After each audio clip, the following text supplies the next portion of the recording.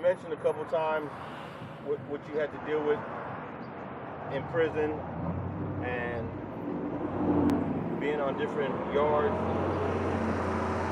He was only really concerned about the people who did what they did to your mom and your brother. But before that even happens, you end up committing an act at this very section, right? I guess it starts inside of this Tom's. I think it was Tom's Liquor at the time. Now it's Tom's Market. But you bump into Mumbles from Rollin 60s inside this store. Is that correct? Mm-hmm. My first question is, why would someone from 60s be walking around in the heart of Eight Tray neighborhood on Florence and Normandie? Was there any explanation for that, or? So let me say this. So it was Mumbles and Lil Coop, right? And you know, I'm a little reluctant to talk about it, but I think it's really important. You know, because you know, I don't even like referring to him as Mumbles. You know, because I realized the humanity in who he was as a person. And if I was focused on him at Mumbles, then there would be no accountability for me. So I want to honor him by calling him by name, Stanford. And I say his name to honor him. So I want to say that when him and one of his homeboys came into the liquor store, like, I thought that maybe it was an ally, somebody who was from Hoover or something. So I didn't really expect to be hit up like I was hit up. And so it's interesting because September the 7th, 1985, right here at this liquor store, on this very corner, right around the corner, is where the shooting took place.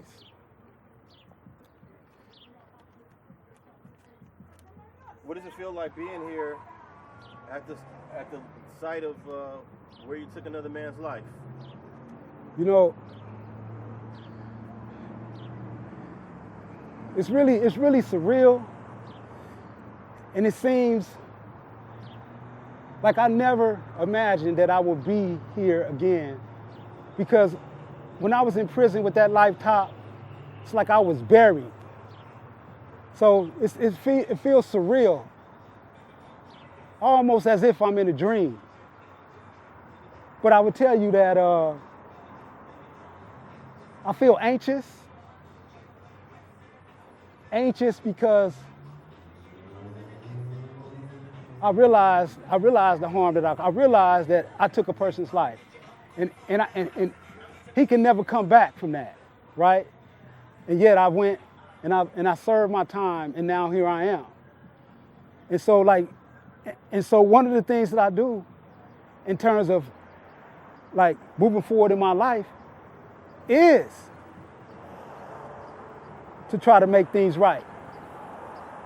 You know, so when I think about Stanford, I think about how can I give back to the community. Now, was the first time you ever spoke about this homicide, like publicly, was that on the Ear Hustle podcast?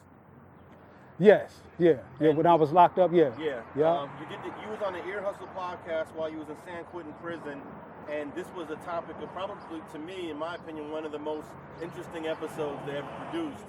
So what was it like? So since this is not the first time you're speaking on this, what was it like when they interviewed you on the Ear Hustle podcast to speak about Stanford and what you did on this corner back in 1985? So let me say this. Earline, Nigel, and Anthony, we were all colleagues in the media center. So it's different because we were, in 2012, helped launch the radio program, produced the first 2 stories of the radio program, KALW. And KALW came in and they taught us you know, how to do interviews, how to utilize Pro Tools, right? How to do narratives and storytelling and things of that nature, how to do pitches. So I got feature stories that we did prior to podcasting. So I just want to say that it was really a different dynamic than our dynamic because we were colleagues, so to speak. And I'm assuming you guys talked about stuff off camera or off tape. You and Erlin would probably talk about these things at length when you weren't being recorded. So let me say this. Ear Hustle submitted 3 stories, and they were in a competition, right, with 53 countries and over 1,500 entries, all right? They submitted 3 stories. Those stories were misguided loyalty, they changed pets in prison, and the shoe program. Those were the 3 stories that they submitted. And eventually it all whittled down to Ear Hustle coming in first place, right? What, you know, so that's big for them to take on, you know, competitors worldwide and come down in first place. So I could say, in terms of me telling my story to Ear Hustle, at that point in time, I had done a lot of work in many of the groups at San Quentin. And I became more comfortable with my narrative because I had to process it. You know, initially it was difficult for me to even admit that this crime occurred. When I first got arrested, I was telling everybody that this happened in self-defense, that antagonistic words were exchanged. I came out of the liquor store. Stanford followed me out. And as a result of that, he pulled a weapon and a struggle ensued for possession of the weapon. That was the lie that I was telling people. You know what I'm saying?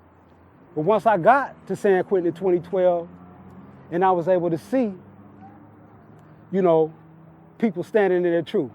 See, again, remember, that goes back to that thing of me being able to be in an environment where I'm able to see what change looked like or something that I want to emulate. So me seeing these guys, super articulate, well-spoken, standing up in groups, talking about insight into what motivated them to commit the crimes they committed, it made me want to do the same. And so I got involved in that as well. So I think it's important to be able to shape that narrative right there. Okay. So back to 1985, you walk in the store and Stanford's already in the store? No, I'm in the store. You're in the store first? I'm in the store. Okay. And So, what were you doing in the store? Talk about why you're in the first place. So I was getting ready to go to Carson. I was getting ready to go visit a young lady. So I stopped by to get something to drink, right?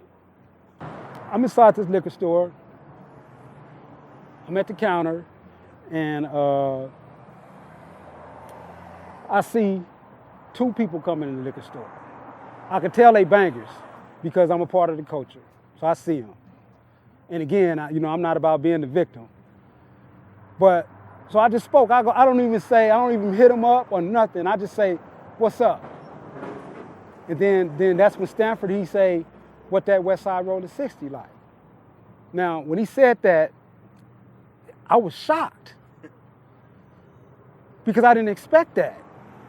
And then when I looked towards the door, this little homie had his hand in his coat pocket like he had a gun.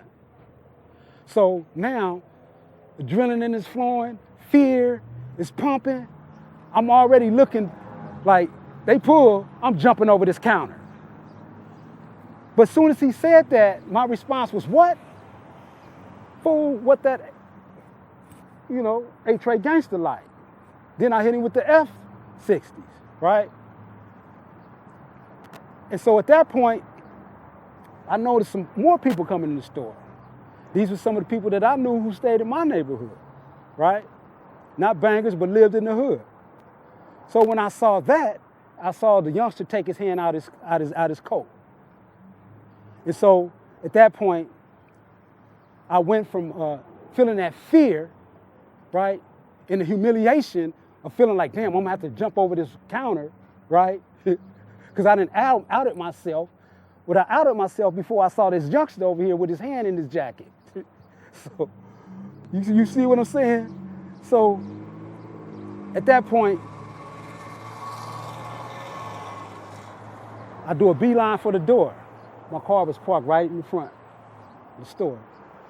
And I went in, the driver's side, I got the gun that I had, and then, before I can fully get my hands on it, I saw him coming out of the door. But I already knew what I had to do.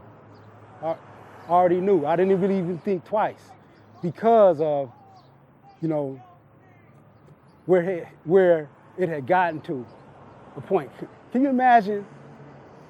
How could it get to a point to where I wouldn't even want to step on an ant to where I can run towards a person and shoot him 5 times?